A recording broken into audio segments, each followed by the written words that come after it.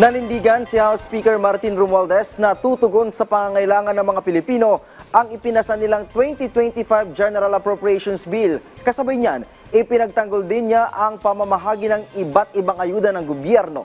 Si Mela Lesmora sa detalye. To those who doubted the importance of social safety nets, let this be a reminder. Ayuda is not charity, it is justice.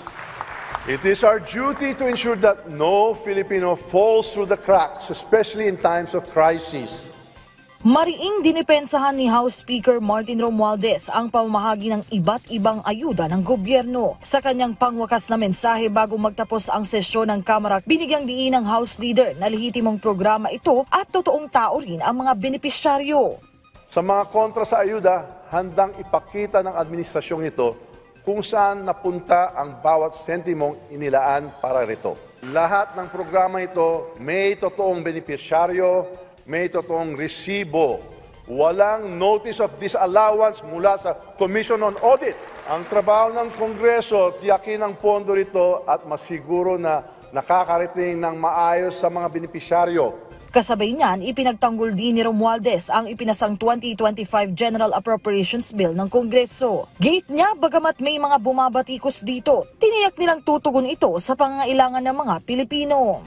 We ensure that every sector is supported, from agriculture to education, from healthcare to infrastructure.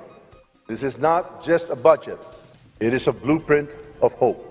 Sa aspeto naman ng kalusugan, sabi ni Romualdez, handa rin ng Kamara na irekomenda ang pagpapagaan ng kontribusyon ng mga miyembro ng Philippine Health Insurance Corporation o PhilHealth. Yan ay sa pamamagitan ng pagsusulong ng suspensyon ng premium payments. If funds remain stable and in surplus, we will recommend a one-year suspension of premium payments for all paying members. This will serve as a form of relief to millions of Filipinos already grappling with inflation and rising prices. Sa susunod na taon, sisimulan daw ng Kamara ang isang malaliman at patas na investigasyon ukol sa pangasiwa ng pondo ng PhilHealth. Mela Lesmora para sa Pambansang TV sa Bagong Pilipinas.